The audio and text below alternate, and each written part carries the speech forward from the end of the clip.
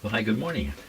Thank you for joining me in my shop here today. It's December 22nd. I'm not sure how many more videos I'm going to be making until I'll probably stop for about 10 days coming up. So, okay, what about this humming radio?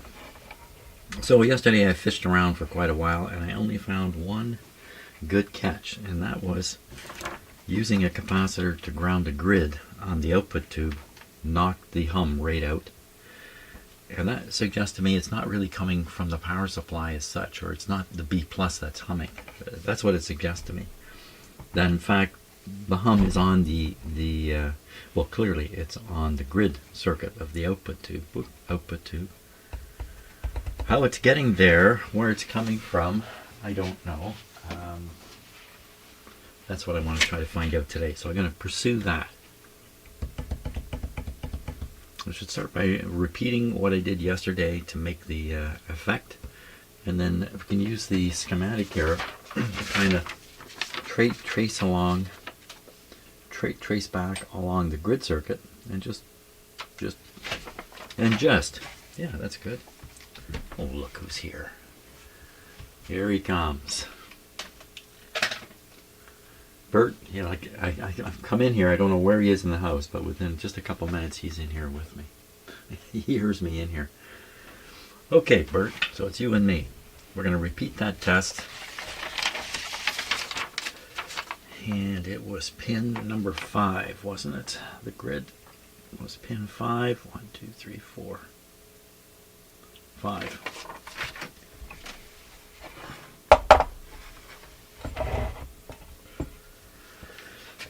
Pin 5, and then what are we going to do after that? So we just go on the other side of this R7.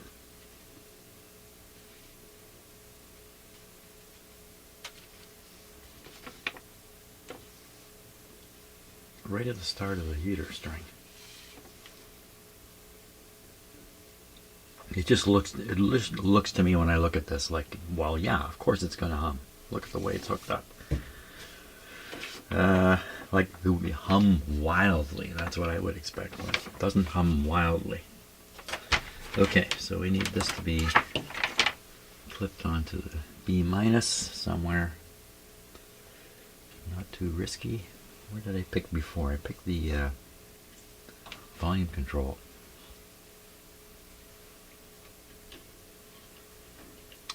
There's a good ground plug. I can see the wire going right down to a terminal.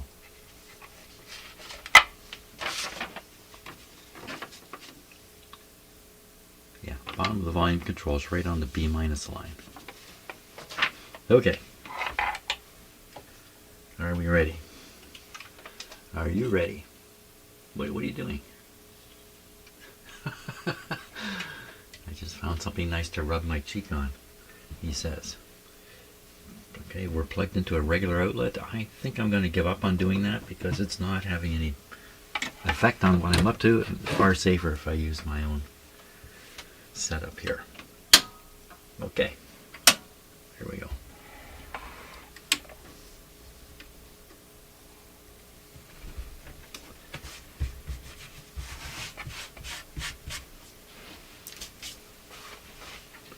Once again, we have to count to 30 for this radio. It's one of the slowest starting radios. We're feeding it with 112 volts. And those are good volts. Good nuclear volts. Hey, it could be a little bit of hydro mixed in there.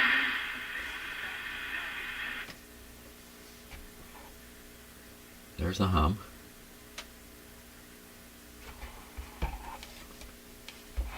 Pin 5.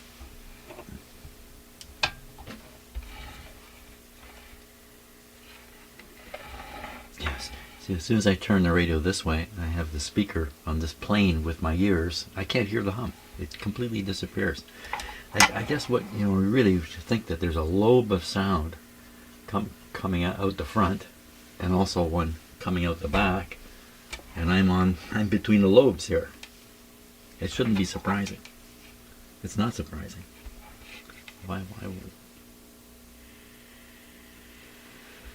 Okay, I'm on 5.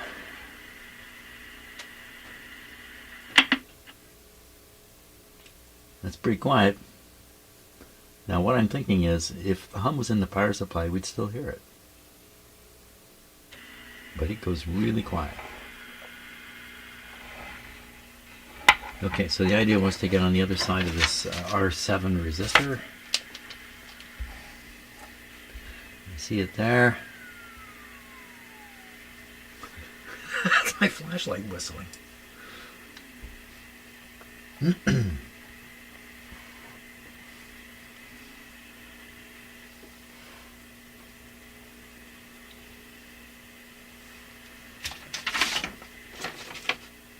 R7 just goes back to this wire here.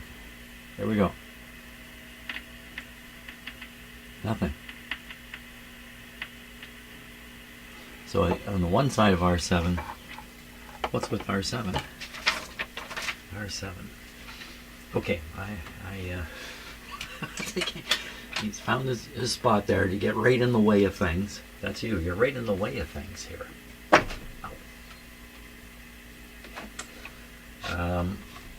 As soon as I can see what I'm doing, I'm going to stop here. Oh, come on. Okay, what we need to do is check the value of that resistor, and I'm just looking on the parts list right now. It should be, oh, this is a 330. That's right, I can see the 330. I've measured this already. I did this already. Let's do it again, just to make sure here. I measured 330, it was 500 or something, wasn't it? And then I didn't do anything about it. Let's see if I remember this correctly.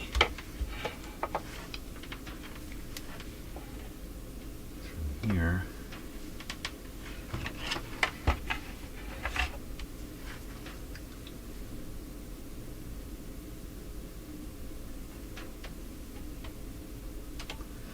$535. Well, why don't we put a new resistor in there, because that's quite a ways out. It may even go maybe when the radio starts up, it goes out even further. It warms up a bit.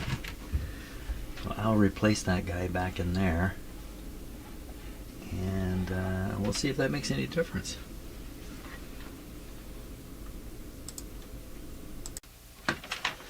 Okay, on the schematic are two resistors shown right here, R6 and R8. And where are those resistors? They are tucked up right up against the tube socket, almost impossible to see in here. And so one of them is under my finger here, and the other one is under my finger here, up tight against the outside of the socket. They're there. I measured one of them was close to its nominal value, but the other one's not. Let's repeat that. So the other one I am talking about is R6, I think it was. R6. No, it's the other one. R8. R8 is supposed to be 100K. R8, 100K.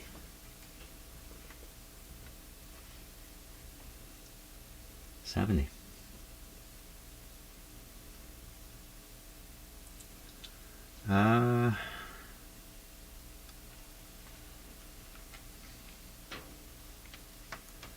And the other resistor is supposed to be half a megohm.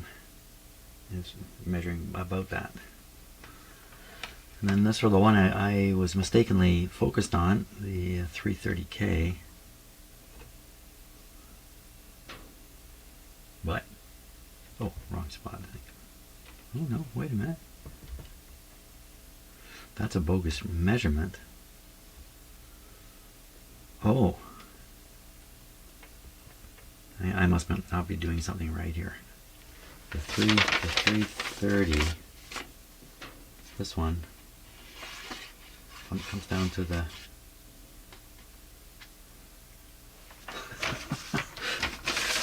I'm already worn out today. This is one side of it. It's just so buried in here. Let's see if I can see it.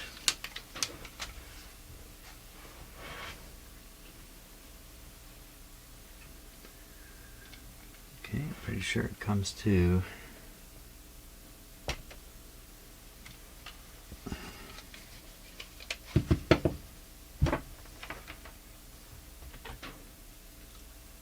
$70K.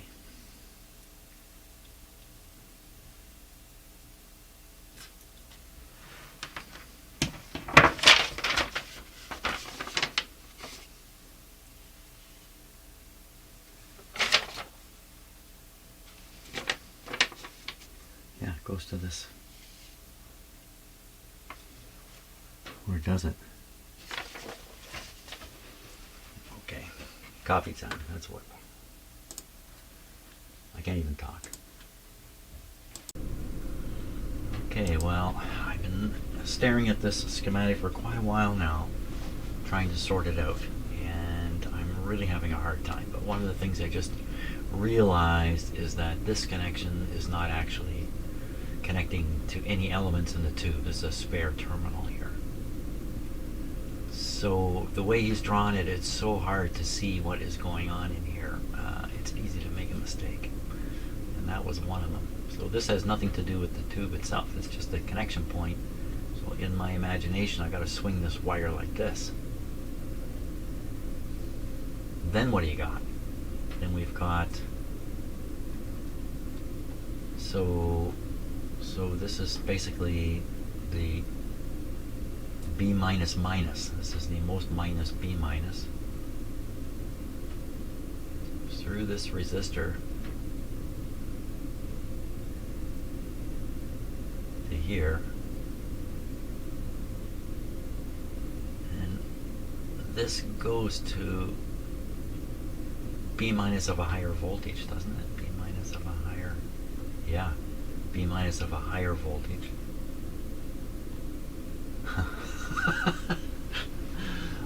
This diagram, this little diagram has turned me around so much.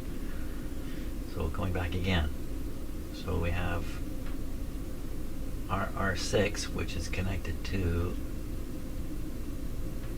the grid. So this would be the grid bleeder, but it's not connected straight to ground. Now which ground? There's two. So it's connected. I can't figure it out. Well, this is all just flipped around and going around in circles, and oh my gosh. Okay, if you can't get this into my head and understand it, and I don't want to redraw it right now because I don't know how to redraw it. That would make any more sense.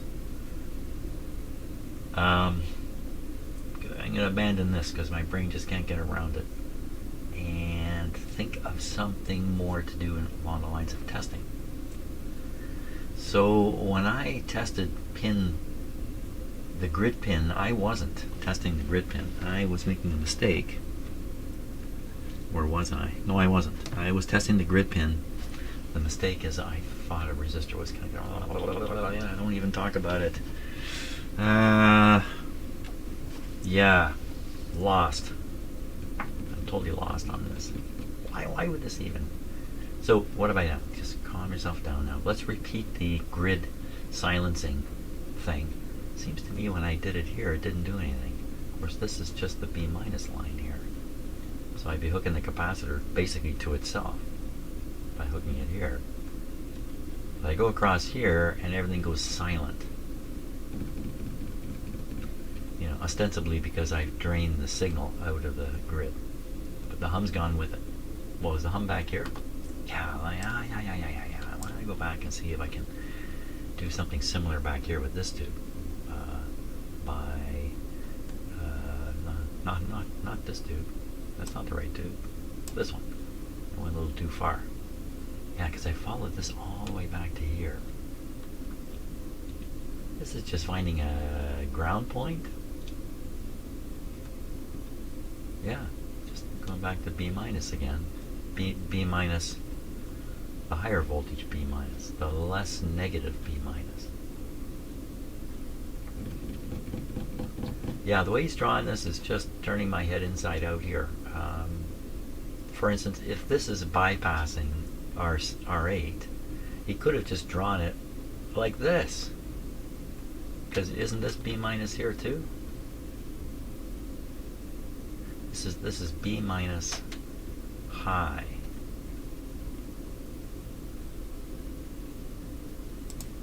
This is B minus high. It's the same thing. It's the same thing. So why would you do that, Mr. Draftsman? Why would you do that? Draw this way over to here. Because this is where the wire goes in the radio? You're trying to imitate the position of the components?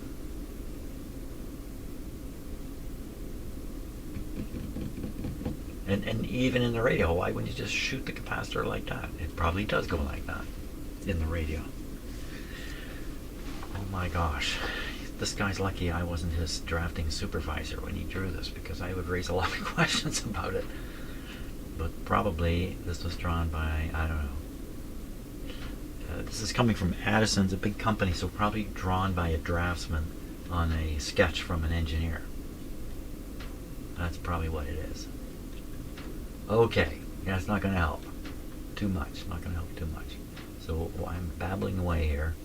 So the idea would be, if the signal is coming in here, I should go back to this tube and quell a few things, like the grid signal here. Is the hum on this, that's the question, is the hum on the grid of the 12SQ7? There's a good clear question. Finally, let's go find out. Is the hum on the grid of the SQ7? And the grid, it looks like pin 3 according to that diagram, but I'm not going to rely on it. 12 SQ7, 12. Oh, I don't like this book. This book doesn't show the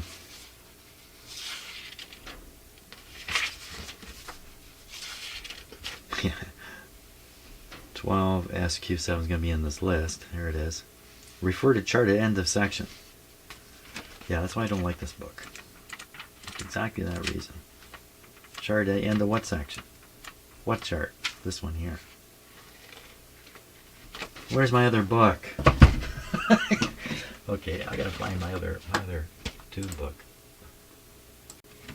Okay, took a long time to find this tube matter. This one shows the pinout beside the information. So 50 L6.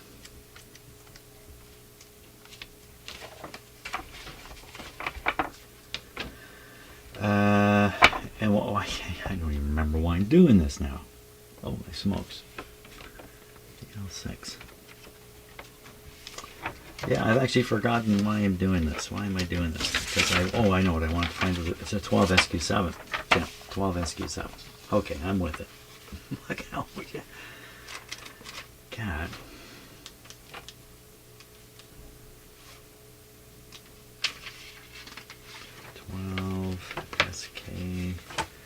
SQ7, here it is. So we want to identify the grids too. Well, I could have done that probably just by tracing a capacitor there. After all that, because I think the grid is coming right from. Yeah. Okay, I didn't need to do that. Now, what am I interested in doing about that? Holy smokes! I get too much stuff on my mind, you know. It's Christmas time. And I've got so much stuff rolling around in my head here. We wanted to ground out pin 2. Oh my gosh, cat, really?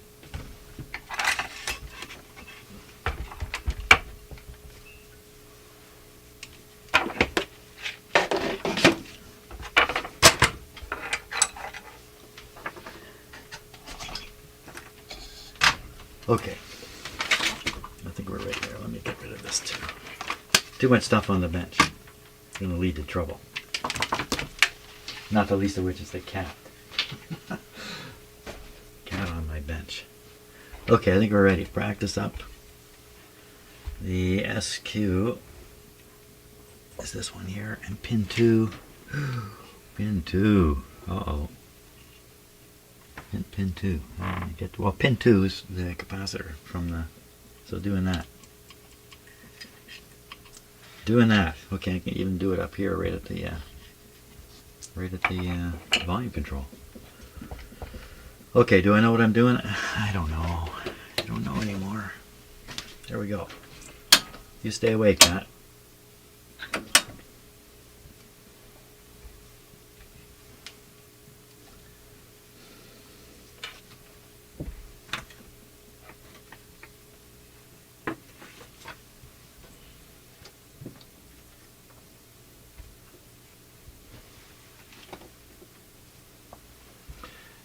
He likes working the equipment. Anytime now, radio.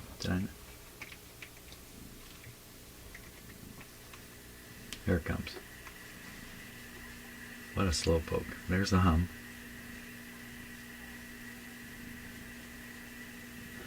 Okay.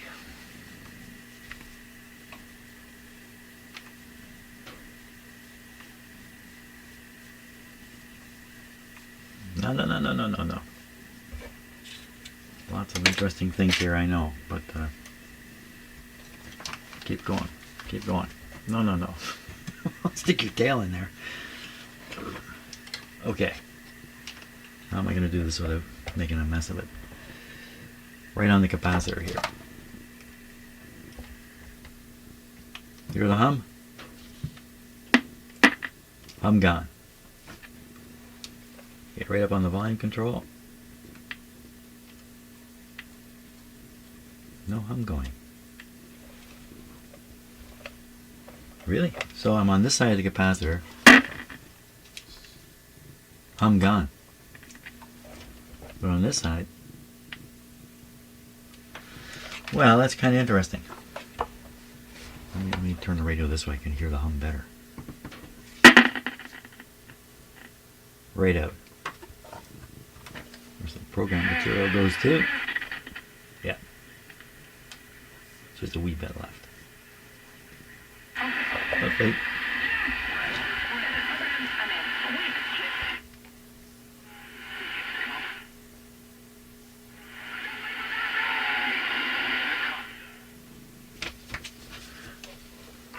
Then I turn this up. Does the hum go away?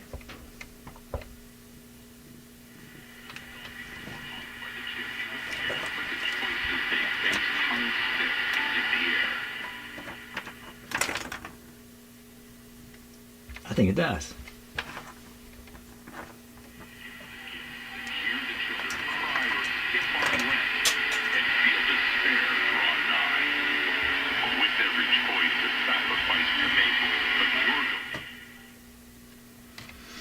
You know how the Bible's written in Old English? The King James version of the Bible is written in Old... The reason I'm doing this is because of what he just said, by the way. It's written in Old English. Ye and all that stuff. Right. And certainly people in the Middle East didn't speak Old English. At the time the Bible was produced, nobody spoke that way. That was not the common language. But what was happening was earlier religious documents, which were driving communities in Britain, were written in early English. Oh boy, that was a good one, right into the radio there. Were written in that Old English style. Since the purpose of the Bible was to wipe all those other documents out and push them into the background and bring out one document for everybody, the Bible, that everybody, I think even by law, might be required to follow, and get rid of all those other things.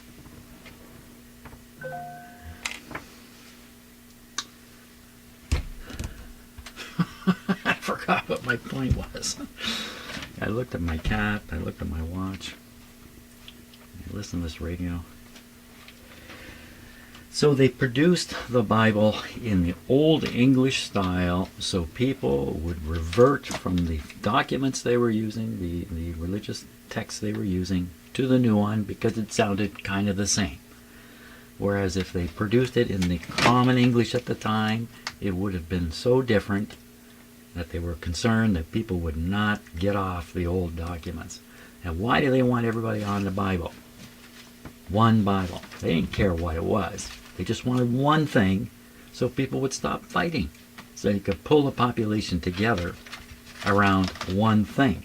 And that's why they produced an official church and all this kind of stuff, to try to get everybody into one thing. Otherwise, people are fighting, and it's hard, for the government of the day, whether it's a king or not, to control it. So that's the reason why the Bible was produced. King James needed it to settle down the population and get everybody on the same, literally, the same page.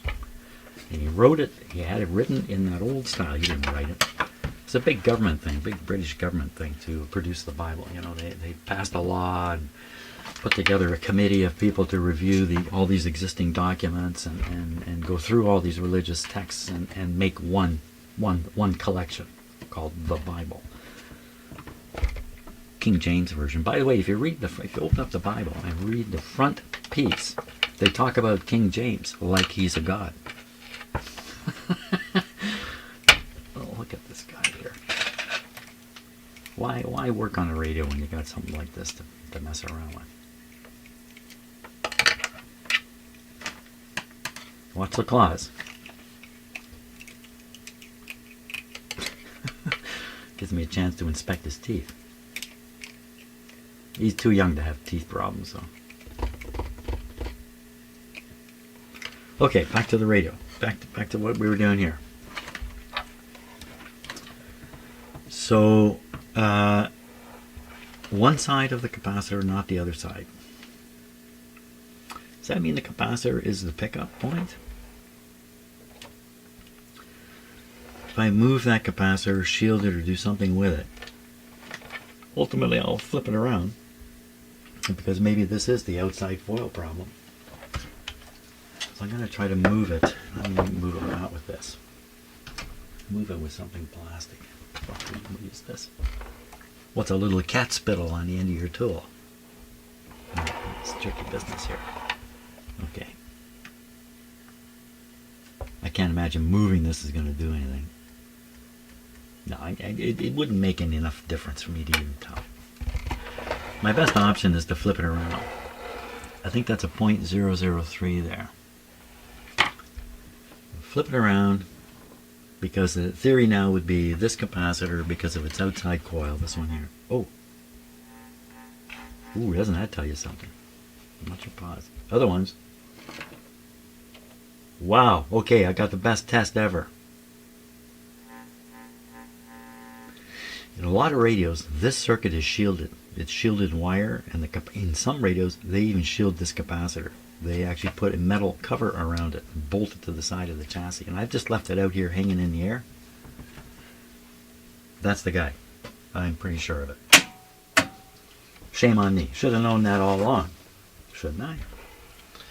So a couple options here. One is to flip it on the assumption that I've got the outside foil connected the wrong way. Just flip it around.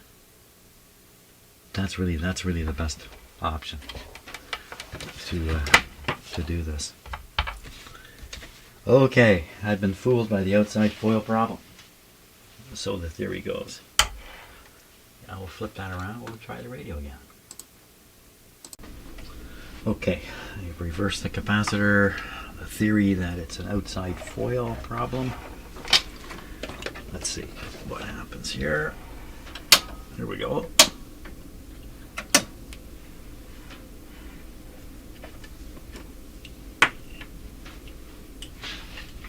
If this eliminates the hum or improves it, I will be suitably embarrassed. This outside foil thing has been bothering me for a decade. And I've tried numerous times to identify outside foils on these yellow capacitors, and I've never been successful. Let's see. Well, I hear a hum. Okay, let me stick my finger on that. No different at all. So what is it about these capacitors? Are these not coiled up inside? Because it's curious that they don't mark an outside foil on these in the first place, because it would be nothing for them to do it, and it would be a selling feature. So it all suggests to me there is no outside foil on these capacitors, that there's some other structure inside them. I don't know, but this didn't really help, did it? So the next thing that would help would be to shield that. Potentially help would be to shield it, to make a shielded one. Is it the wire? See, the wire is just as sensitive, and I can't get close to the other one. I've done something like this before, where I have purposefully shielded something.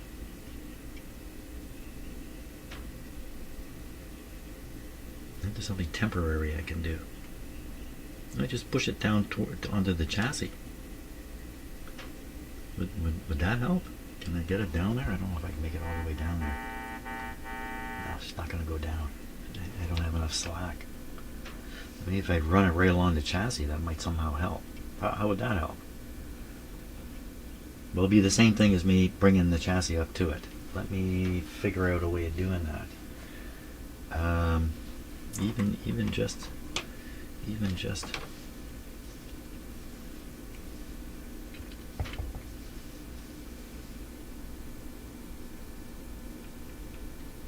seems pretty stupid what I'm doing. Yeah. I think so too. I really need some kind of a, yeah, one of those. I need one of those. Okay, I'm going to ponder the situation here. And I ask myself a good question. Is this really the hum that I'm chasing? The hum that's coming out of the speaker is a nice, warm, smooth, low-pitched hum. This gives you that buzzy kind of hum. Doesn't seem to change the other one, which is hard to hear.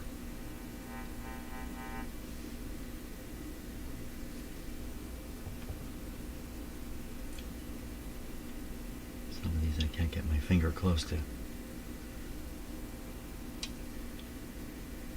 I'm going to just try reinstalling this and lay it down right across the chassis and see if that doesn't help a bit.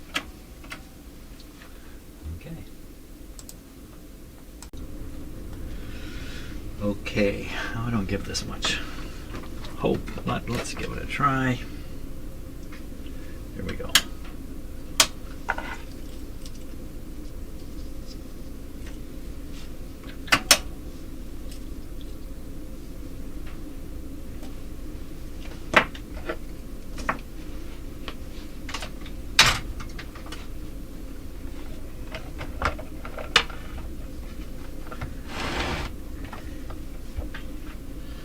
The radios where they shield this circuit, they're very careful with it. Oh. Wow. That's no improvement.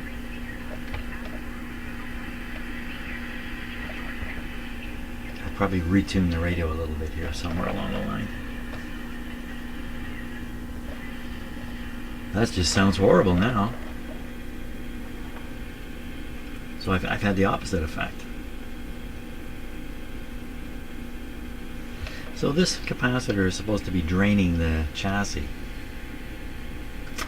And if I remember right, it's a, what was it? I don't remember what it was. C7. Let me just take a peek here for a second. C7. I'm looking on the parts list for the value of C7. 0.025. Like that's, and so this is a 0.3 in here. Is that too small?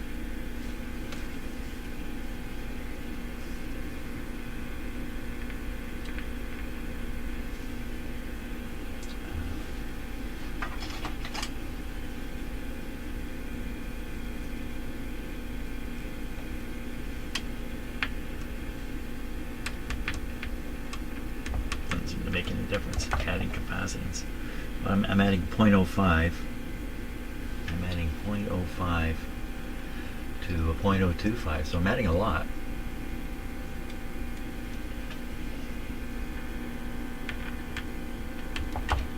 No difference.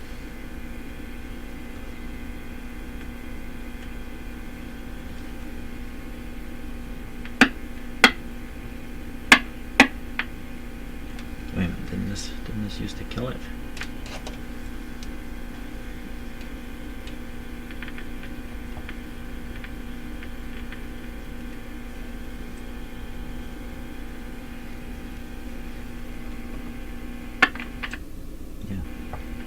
Maybe I didn't have this connected.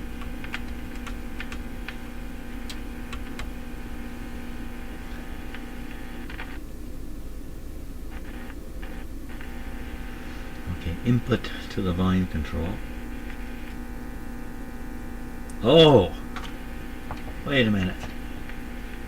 Okay, so I'm killing the input to the volume control. The hum is full blast, and I'm killing the output from the volume control. Everything disappears. The volume control is humming. The volume control has the power cords attached right to the back, and even though they're not, you know, it's two separate things, they're right there beside each other.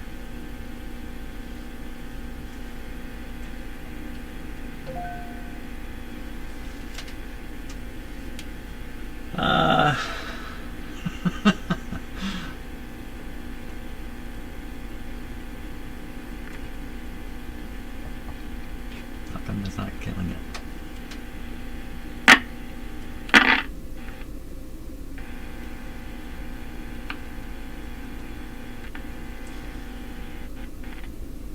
This must be a bad contact wire here or something. Then input to the volume. You see that the input disappears, but the hum remains. The volume control.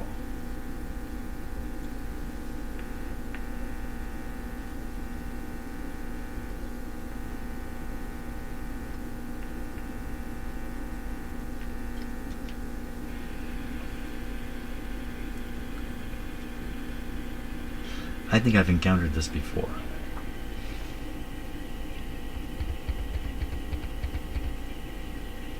What could you possibly do? Replace the volume control. I'll bet you that was the treatment that was given back in the day. You just replace the volume control.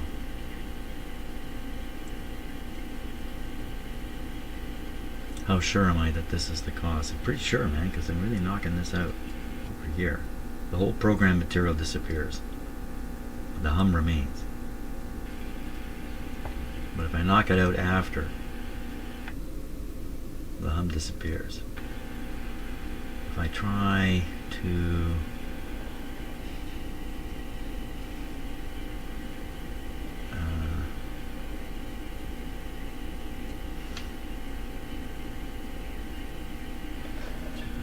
how can I tell if the chassis is humming?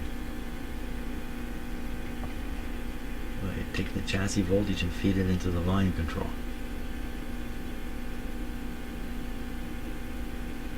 Is that a good idea?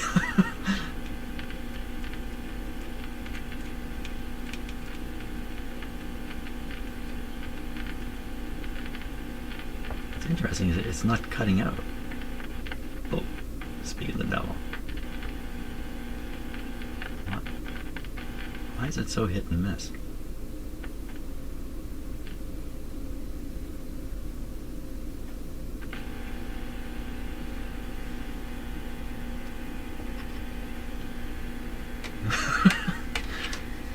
It's got to be the case that the power supply, that the AC voltage coming in here to the switch is what's causing the hum. That's getting into the very sensitive volume control. And from there, there's just nothing I can do about it. There's nothing I can do to wipe it out. To clean the volume control. It's my only option. But maybe there's some conductive dirt in there. Can I clean it out? So we'll give it a shot. We'll try this deoxit stuff. Spray it in. Try and spray it in here.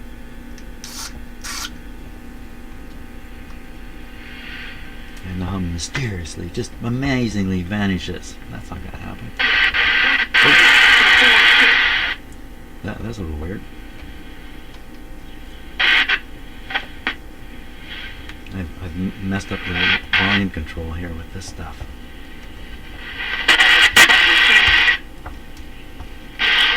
Oh, how did that happen? It's never behaved like that before.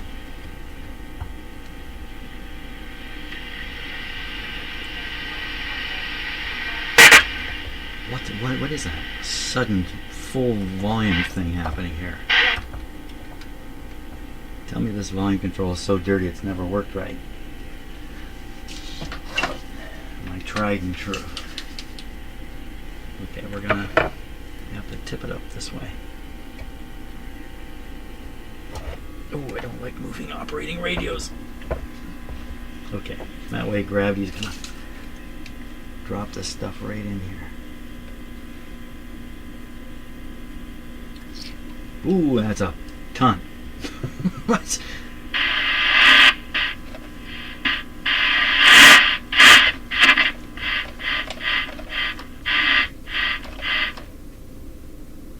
Where'd the hum go?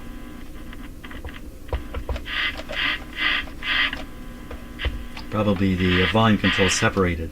That's probably just cut the volume control off. That's what's happening there.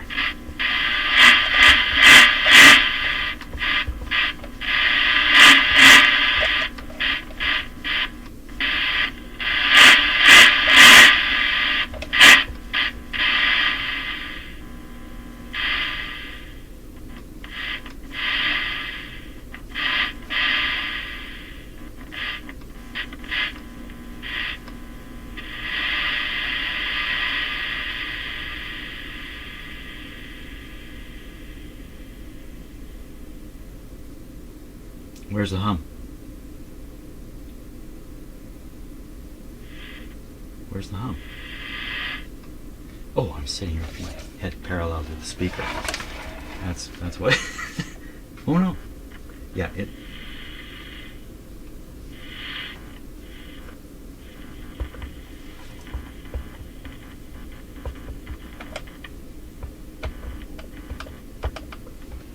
It's not the same deal as the last time. It just loosen this and tighten it again, like the plate on the back, which I don't know what to believe about any of this anymore. You are just, I don't know if I can do it with this. The idea here is the shell has lost its grounding. What's a fat chance on that? I mean, it's just, this is a terrible tool to use for this too. I gotta get a better tool. Yeah, I can't do it with this. Where's those red handle guys? Where have they gone?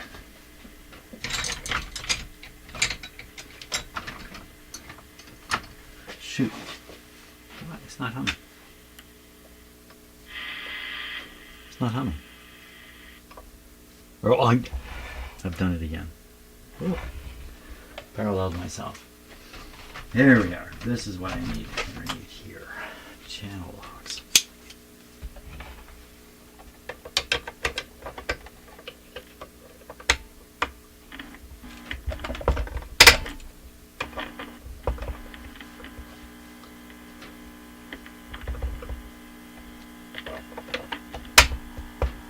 I mean, if this were to work, this would blow me away. So by now, I've redone the.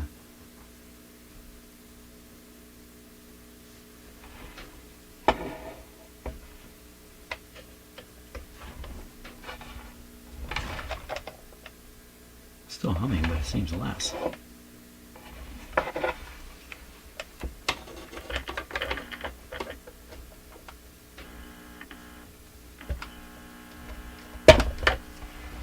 No, it's humming. No, it's not. Program material is still there.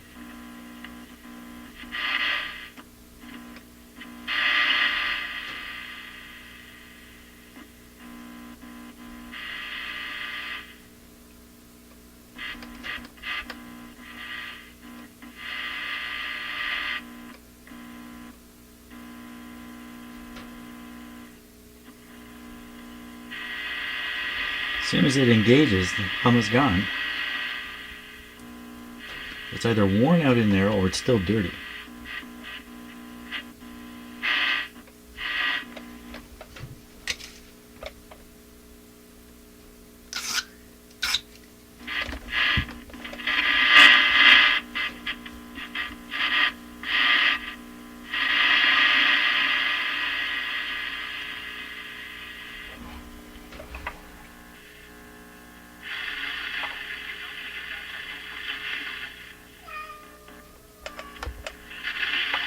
Hey, I'm just wearing out the volume control here, step by step.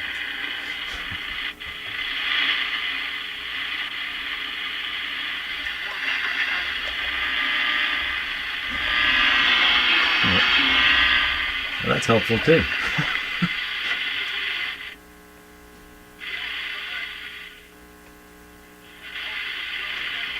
Bad volume. This whole part here. As it could be, every time I turned it down, it was engaging this. It's not there now.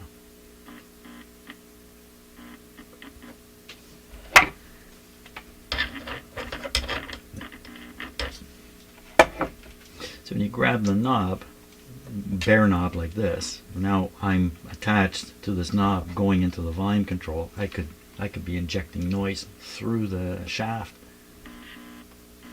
But I'm not, but it's just, that's why I grabbed it with the tool here. Look at that.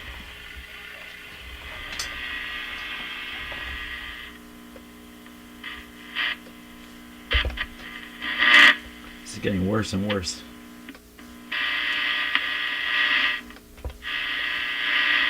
My cleaning efforts are not helping.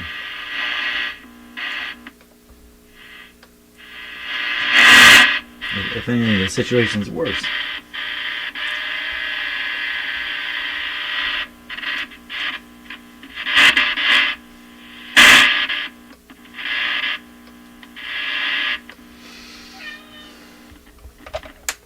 My conclusion.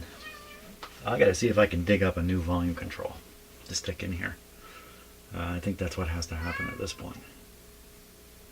Okay, and it has to come with a switch. That's tricky business. But I think that's what it has to happen now. Okay, let's rummage through some volume controls. Now I think these ones are volume controls without a switch. So why am I even looking in here? I have to look at all the junk I have. Look at that. That's a lot of junk. But none of these have volume control. So can't use these. Well, we have volume control, a switch. We could if I just put an auxiliary switch in. That's not volume controls. Here we are with a box of strange ones.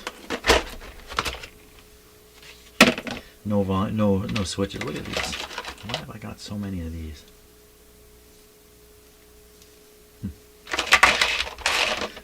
So you might wonder, why you got all this stuff? Because here in Aurelia, 2 stereo shops that were active in the 90s closed when the owners retired. And I'm sure all the good stuff got distributed to their friends and family, and then somehow they contacted me, they found me, and said, hey, you want some junk? Some leftover junk? Now, this is the one with switches. And I said, sure. And this is some of the stuff I got, along with my own collection in here. So part of the problem here is the length of the shaft. It has to match the length of the shaft there.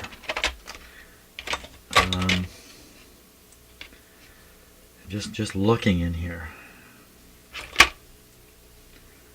you know, look at that little skinny shaft. So hey, that's exactly the right length. It's just the wrong size shaft. So it's exactly the right length. Is it a 500,000? This is a 500,000 here. Ooh, double, triple O. Yeah, the power on there. It's got a tap on it. I'm trying to read the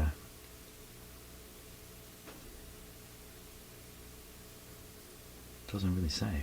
Let's just set it aside. Do we have another one? Here's another one. Oh, this one's got the right size shaft and it's never been cut. This is brand new. This has never been used.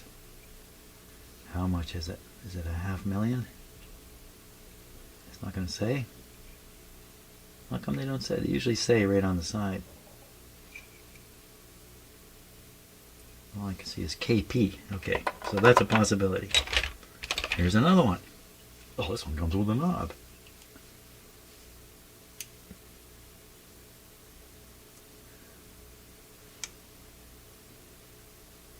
I think this one has it written on it here. I need my magnifier.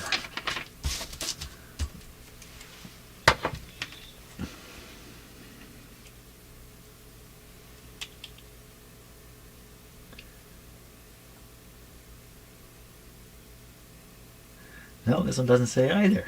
What's going on with these? How did they all set right on them what they were? But there's a possibility.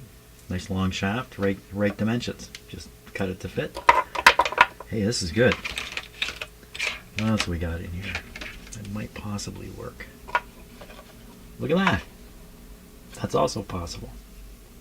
This one they have the amount. Oh, this is a 5,000 ohm. This is no good. We can't use this one. 5,000 ohms not enough. Then the rest of them are short shafted. Short shafted. Okay, we got a few here. The possibility is we have one on the bench already. That's going to do the trick. We're going to have to measure the resistance of them.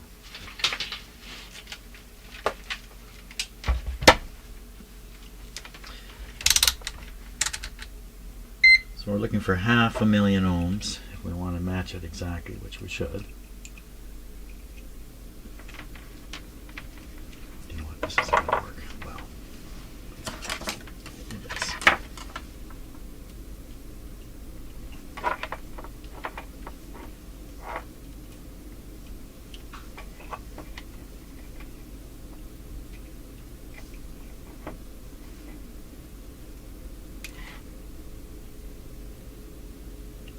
Looks like a 5K unit. 5.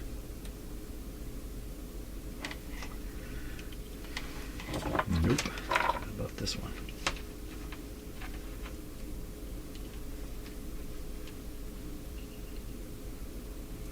This is probably a 1 million. This one's 800. This is possible. This one's possible. Comes with a knob. How about this guy? It's got the short. No, this is like a 20K or something like that. And this brand new one, actually new old stock one here. 0? Wait a minute. Can't be 0. Oop.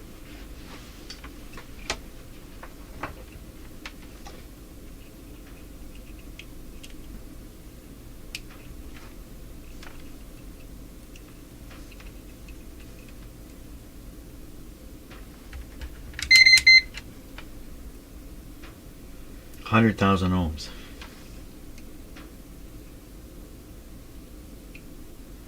Really? 100,000 ohms. Okay, can't be this one. We're down to this one here. This guy here is probably going to do the trick, though. Let's see if I can get this knob off. Holy smokes, what's holding it on? Screwed on, Jim. Jim.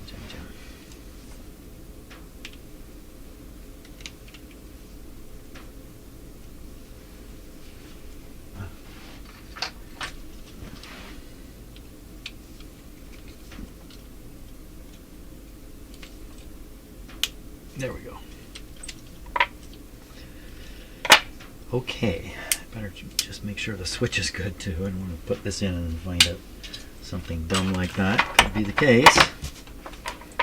This has never been installed anywhere. It's brand new. Well, it's not brand new. No.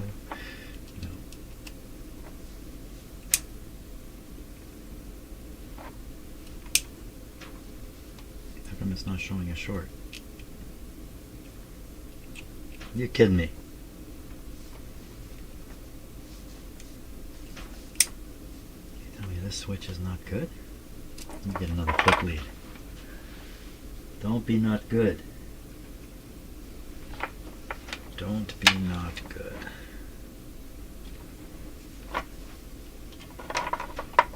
I'm trying to take this out, disassemble it, and do something to it. I don't know what. Let's put it right on the switch here. That's not very reassuring at all. Okay, our clip leads are working. They are. The switch is no good. Oh boy, I could have gone a long ways. It's hard to believe. Why would it be no good? Is that why it never got installed? Somebody discovered the switch was no good on it there. Sort of goes, but not really. Let me just wiggle this. Yeah. So there's some holes in the back here. Spray some junk in there.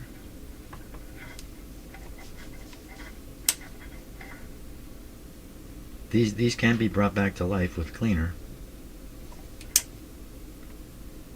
There's a really nice gap right in there. Let's do it. I'm not doing anything with this otherwise. Get in there.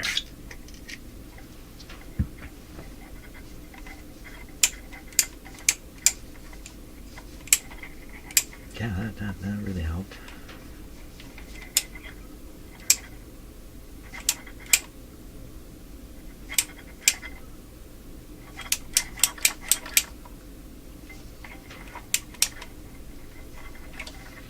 Just working it might kind of get down towards the zero. It sounds different. The clicking has changed. The clicking sounds more certain.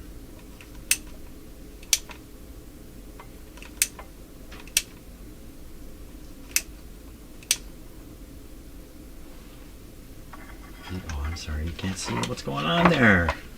That's too bad.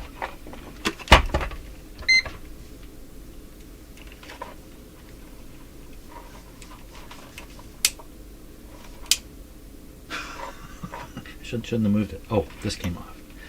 Hold on. I got oil all over my fingers here. So now the thing about the switch here is, if it doesn't make good contact, you're going to run you're going to run the whole power through it at 120 volts.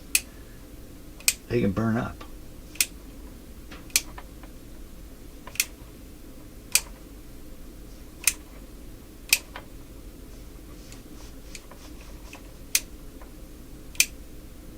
It's very consistent now. So I'm going to guess some of the cleaner got in there. Certainly because the sound and the feel is a little bit different.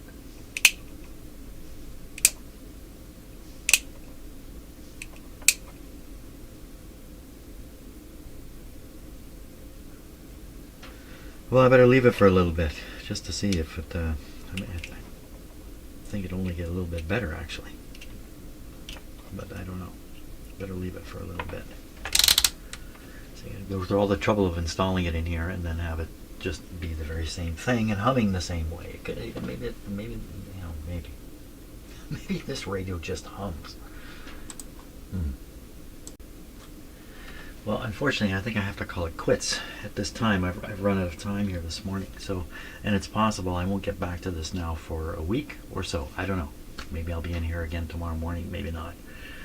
So the next step, though, is going to be to install this and see what happens. That's that's kind of the bottom line. This part's plastic on this one. It's all metal on this one. Think that matters? Metals. Think that matters? Who knows? Well, have a great time, and if you don't see me till after Christmas, have a Merry Christmas and enjoy your holidays.